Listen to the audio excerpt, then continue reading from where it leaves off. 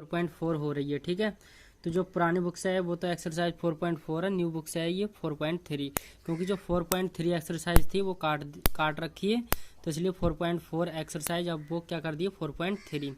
तो इसमें मैंने आपके लिए और क्वेश्चन भी करा दिए हैं। प्रश्न नंबर 2 पर हम बात करते हैं, और ये बहुत ही महत्वपूर्ण क्वेश्चन है। ठीक है, इनको ज़रूर करना है आपके लिए, क्योंकि हमसे के का मान ज़रूर पूछता है, और इसमें के का ही मान हमसे पूछा है। तो इन क्वेश्चनों को छोड़ना नहीं है, आप वीडियो में लास्ट तक बने रहिए, बहुत आसान तरीके से इन क्वेश्चनों को करने वाले हैं। चलिए सॉल्व कर दें इन क्वेश्चनों को। इसमें देखिए क्या दिया है, निम्न प्रत्येक द्विघात समीकरण में के का ऐसा मान ज्ञात कीजिए कि उनके दो बराबर मूल हों। तो क्या करना है,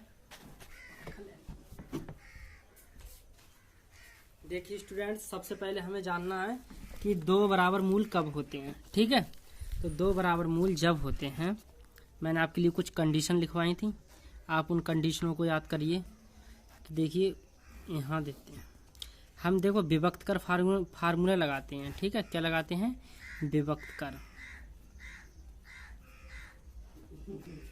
विभक्त कर जो फार्मूला डी से प्रदर्शित करते हैं, और ये निकलता है b² - 4ac। ठीक है ना, तो इनका मान निकालते हैं, ए बी सी का मान रख के। यदि डी का मान 0 आता है, डी का मान क्या आता है 0 आता है, तो वो क्या होता है, उसके मूल कैसे होते हैं, बराबर होते हैं। तो यही कंडीशन हमें इसमें करना है। ओके, तो ये क्या करना है, इसमें सबसे पहले दिया गया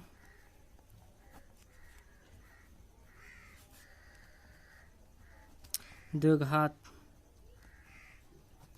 समीकरण क्या है, 2x² + kx + 3। ओके, अब यहाँ से हमें क्या करना है, ए और बी और सी के मान निकालना है।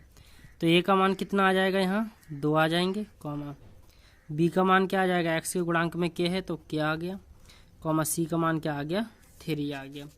अब विभक्त कर फार्मूला लगाएंगे हम, विभक्त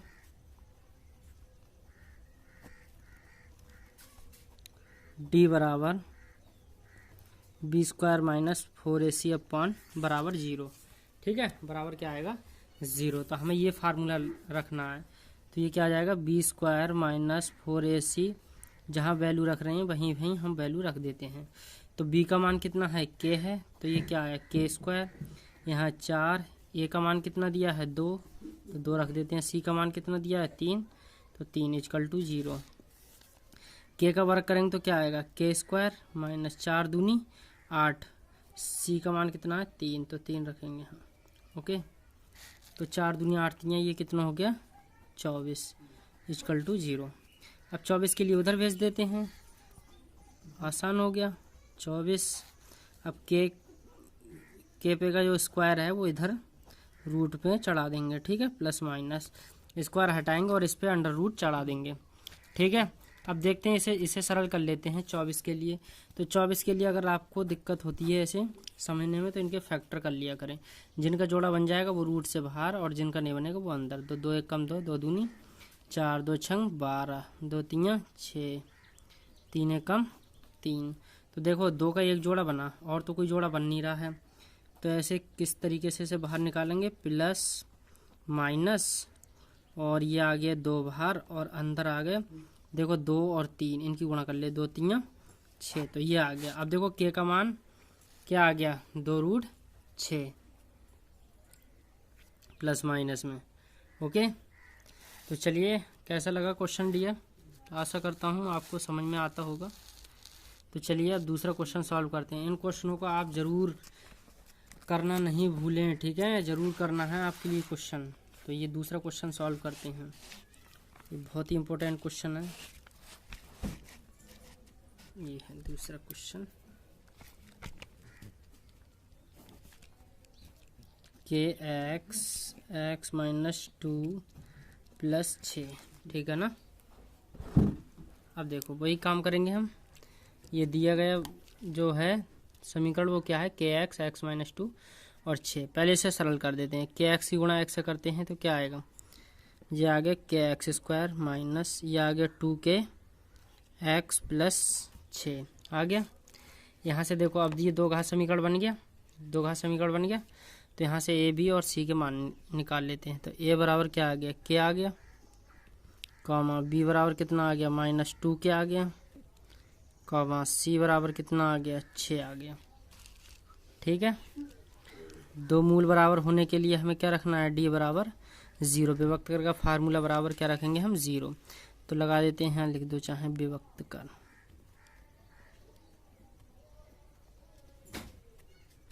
विभक्त कर डी बराबर 0, तो ये हो जाएगा b² - 4ac = 0। तो b का मान कितना है -2 के, तो यहाँ -2k का स्क्वायर -4 गुणे a का मान कितना है k और c का मान कितना है 6 = 0। 2 का वर्ग करेंगे तो कितना आएगा 4 और k का वर्ग करेंगे तो k² -6 चौक 24, ये आ गया k = 0। अब देखिए इसमें क्या करेंगे, इसमें हम क्या करते हैं k और k कॉमन ले लेते हैं और 4 कॉमन ले लेते हैं। अब ये कैसे पता चला 4 कॉमन ले सकते हैं, क्योंकि 4 के पहाड़े में 24 आते हैं, तो इसका मतलब 4 भी कॉमन आ जाएगा। तो इस तरीके से यहाँ 4 के कॉमन लिया, कितना बचा 1 के, और 4 छंग 24 = 0। तो इसका एक मान क्या आ रहा है 4k = 0, तो k बराबर 0, क्योंकि 4 इधर जाएंगे 0 के बट्टे में तो वो भी 0 हो जाएगा। और यहाँ देखिए k - 6 = 0, तो k बराबर 6, तो k का मान कितना आ गया 6 आ गया। तो चलिए स्टूडेंट्स, आशा करता हूँ आपके लिए क्वेश्चन समझ में आए होंगे। बाकी चलते हैं थ्योरी बेस्ड क्वेश्चनों पर। ये थ्योरी बेस्ड क्वेश्चन भी हमें बहुत ज़रूरी है करना। ठीक है, चलिए नेक्स्ट थ्योरी वाले क्वेश्चन पर चलते हैं। आप अपनी बुक से देखिए अगला क्वेश्चन क्या कहता है। प्रश्न नंबर 3 कहता है, क्या एक ऐसी आम की बगिया बनाना संभव है जिसकी लंबाई चौड़ाई से दोगुनी है। जिसकी लंबाई क्या है, चौड़ाई से दोगुनी। मान ली चौड़ाई 1 है तो लंबाई क्या हो जाएगी 2। तो उसी प्रकार से और उसका क्षेत्रफल 800 मीटर स्क्वायर हो, तो यदि है तो उसकी लंबाई व चौड़ाई ज्ञात कीजिए। बहुत आसान क्वेश्चन है, देखिए करते हैं इसे सॉल्व। देखो जब इसकी लंबाई और चौड़ाई डिफरेंस है, मतलब अलग अलग है, तो हमें इससे पता चल रहा है आयताकार के रूप में कोई खेत होगा, उसमें बगिया होगी। ओके, तो यहाँ देखिए मान ली इसमें ये आम के पेड़ बने हुए हैं, ये क्या है बगिया है, और ये आम के पेड़ हैं। ठीक है ना। तो देखो हमें चौड़ाई से दोगुनी, तो सबसे पहले हमें चौड़ाई मानना पड़ेगा। अब संख्या में तो दी नहीं, तो हम इसको x मान करके कर लेते हैं। तो यहाँ क्या करेंगे, हल माना बगिया की चौड़ाई x मीटर, ठीक है, तथा इसकी लंबाई जो है चौड़ाई से दोगुनी 2x मीटर, ठीक है, तथा प्रश्नानुसार, ये तथा प्रश्नानुसार इसका क्षेत्रफल कितना है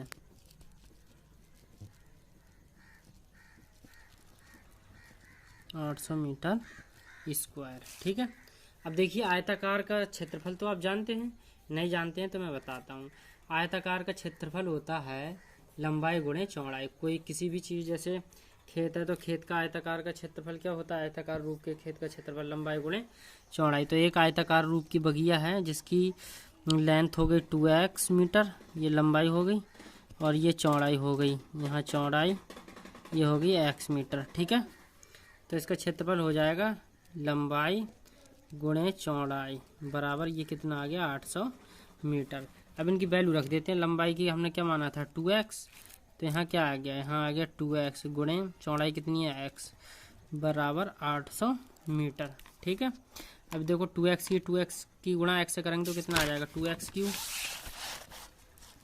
तो ये कितना आ गया 2x क्यूब बराबर यहाँ आ गया 400 मीटर 800। ठीक है, अब देखो क्या करते हैं, सॉरी क्यूब कहाँ से आया, स्क्वायर आ जाएगा, सो सॉरी, क्या आ गया स्क्वायर।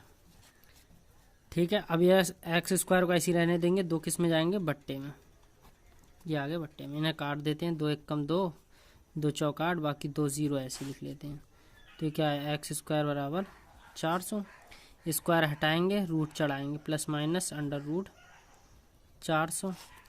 तो एक्स बराबर प्लस माइनस ये 20 का वर्ग है तो 20 का स्क्वायर कर लेंगे, स्क्वायर से स्क्वायर हट गया तो क्या बचा, एक्स बराबर प्लस माइनस 20। तो एक्स बराबर क्या मान होगा, 20, माइनस का तो मान होगा नहीं। तो आप देखिए हमने चौड़ाई क्या मानी थी, आप बोलोगे एक्स, तो एक्स की वैल्यू ही तो 20 आई है निकल के, हाँ। तो चौड़ाई कितनी हो गई, इम्प्लाइज दैट 20 मीटर। लंबाई क्या मानी थी, आप कहोगे 2x, तो ये 2 गुणे 20 बराबर 20 दूनी 40 मीटर। ठीक है, देखिए बहुत आसान तरीके से मैंने बताया क्वेश्चन। यदि आप करेंगे नहीं, मेहनत से पढ़ेंगे नहीं, तो आपको समझ में नहीं आएगा। ठीक है, तो आप समझने की कोशिश करें, इन्हें एक दो बार रिपीट ऐसा कर लेना, बिल्कुल हलवा बना के रख दें इसका। ठीक है, जो कि एग्ज़ाम में आए तो एग्ज़ाम का ही पूरा हलवा बना दो, ऐसा ना हो एग्ज़ाम तुम्हारा हलवा बना पाए, उससे पहले तुम्हें बनाना होगा। ठीक है, चलते हैं और देखते हैं क्वेश्चन क्या है इसके थ्योरी बेस्ड। जो कह रहे हैं इसमें अपनी किताब लेकर के बैठिए, अगला क्वेश्चन जो है वो देख कहते हैं इसमें, ये कहते हैं क्या निम्न स्थिति संभव है, यदि है तो उनकी वर्तमान आयु ज्ञात कीजिए। दो मित्र की आयु का योग 20 वर्ष है, 4 वर्ष पूर्व उनकी आयु वर्षों में गुणनफल ज्ञात कीजिए।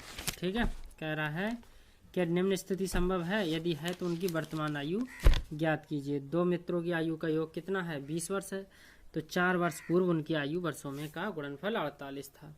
बहुत इजी तरीके से इस क्वेश्चन को करेंगे और इम्पोर्टेंट भी है। ठीक है ना, तो ये कह रहे हैं दो मित्र हैं कोई, ठीक है, दो मित्र, उनकी आयु कितनी है, 20 वर्ष है।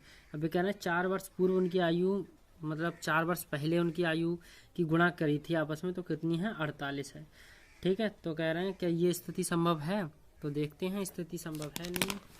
ओके, देखिए सरल, बहुत आसान विधि से करते हैं इसे हल। यहाँ क्या लिखेंगे, हल। अब यहाँ देखो, क्योंकि हमें इसमें ये तो देनी है, ये पता है दोनों की आयु 20 वर्ष है, तो इसमें एक की तो मानना पड़ेगी, तो दूसरे की फिर पता लग जाएगा। तो यहाँ लिखेंगे माना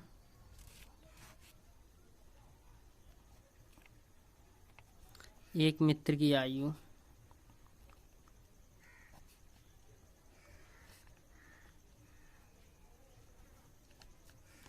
क्या है, x वर्ष मान ली,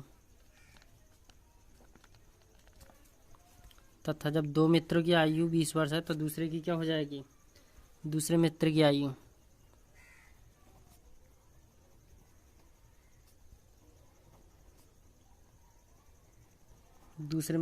हो जाएगी 20 माइनस x वर्ष, क्योंकि दोनों की जोड़ के 20 हो रही थी, तो एक की पता पड़ेगी तो उसमें से एक की घटा देते हैं, तो जो शेष बची वो दूसरे मित्र की आ गई। ठीक है, चलते हैं। अब क्या कहता है, या ऐसे ब्रैकेट में लिख देते हैं, चूंकि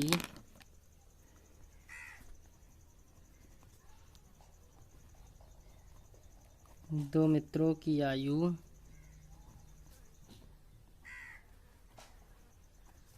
का योग कितना है, 20 वर्ष है। ठीक, अब देखो, अब ये 4 वर्ष पूर्व की बात कर रहा है। 4 वर्ष पूर्व की मतलब होता है पहले, मतलब माइनस करेंगे, इसमें घटाएंगे। 4 वर्ष पूर्व, तो 4 वर्ष पहले की बात करेंगे तो इसमें इन दोनों की आयु में से 4 4 घटा देंगे, तो 4 वर्ष मतलब एक मित्र की आयु क्या हो जाएगी, 4 वर्ष पूर्व एक मित्र की आयु हो जाएगी x माइनस 4 वर्ष।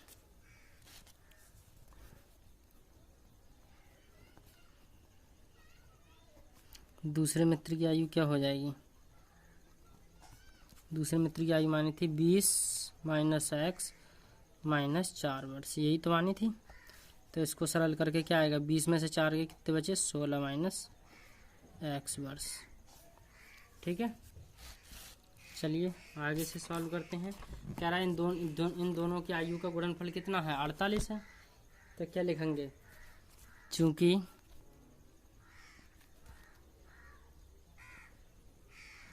उनकी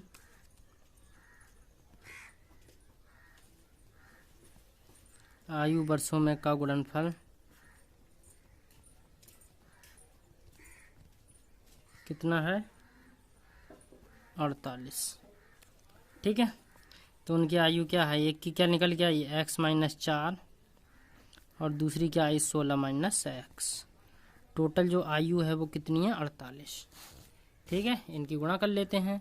x की गुणा 16 से करेंगे तो क्या आएगा, 16x, फिर x की गुणा x से करेंगे माइनस, तो माइनस के x स्क्वायर, फिर माइनस 4 की गुणा 16 से करेंगे, 16 चौका 64। अब देखो माइनस और माइनस क्या आएगा, प्लस। अब 4 की गुणा x से 4x बराबर 48। ठीक है, अब है माइनस एक्स स्क्वायर को पहले लिखते हैं, माइनस का एक्स स्क्वायर, और देखो 16 और 4 कितना हुए, प्लस के 20x, और यहाँ क्या करेंगे हम, माइनस के 64 और 48 को भी इधर ले आइए, ये आ गए। ठीक है, तो इन्हें जोड़ लेते हैं आगे, तो क्या आएगा, माइनस के एक्स स्क्वायर प्लस के 20x, और ये जोड़ेंगे तो कितना आ रहा है इनको जोड़ने पर। ठीक है, जोड़ो, 8 4 12 और 6 4 10 और 1 11, यानी 112। ठीक, कितना आ रहा है, 112 बराबर 0। अब माइनस यहाँ से कॉमन ले लेते हैं, माइनस कॉमन ले लेंगे तो सभी अंदर के चिन्ह चेंज हो जाएंगे, उल्टे हो जाएंगे। जो प्लस का है वो माइनस, माइनस का है वो प्लस। तो यहाँ से माइनस कॉमन लिए तो एक्स स्क्वायर, ये प्लस के 20 माइनस के 20x, और ये प्लस के 112 हो गए, इक्वल टू 0। तो ये माइनस उधर गया तो कैसा हो गया, 0 हो गया। तो ये क्या है, एक्स स्क्वायर माइनस के 20x और ये प्लस के 112 इक्वल टू 0। ठीक है, अब देखते हैं विभक्त कर फार्मूले से क्या ये इसके मूल अस्तित्व में है, तब तो ठीक है, नहीं है तो ये स्थिति संभव नहीं है। सही है, तो देखते हैं इनके मान निकालते हैं। ये दो घात समीकरण के रूप का है, तो यहाँ से हम a का मान निकाल लेते हैं। एक्स स्क्वायर गुणांक में कोई संख्या नहीं, तो इसका मतलब 1 का मान 1। b का मान कितना आ गया, b का मान आ गया माइनस के 20, c का मान आ गया 112। ठीक है, विभक्त कर लगा दीजिए, विभक्त कर 4ac, तो d बराबर b का मान कितना, माइनस के 20 स्क्वायर 4 गुणे 1 गुणे 112। तो ये आ गया 20 का वर्ग 400, और इनकी गुणा कर ली तो कितना आएगा, 4 दूनी 8, 4 एक कम 4, 4 एक कम 4। तो जो d का मान आया फाइनली डियर 448 में 400 गया माइनस के 48 के निगेटिव में मैंने बताया था, जिसका आंसर माइनस में आए तो उसके मूल अस्तित्व में नहीं होते हैं। ठीक है, तो इसकी तो बात ही खत्म, तो ये स्थिति मतलब संभव नहीं है। तो क्या लिखेंगे हम लास्ट में, लास्ट में लिखेंगे ये क्या है, ये तो 48 0 से भी छोटा है। ठीक है, तो हमें इसके मूल क्या है, अस्तित्व में नहीं है। तो क्या लिखेंगे, अतः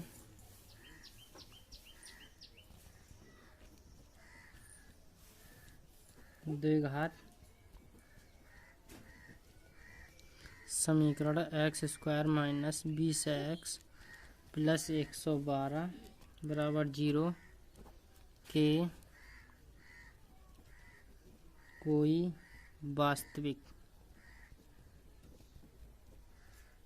मूल नहीं है।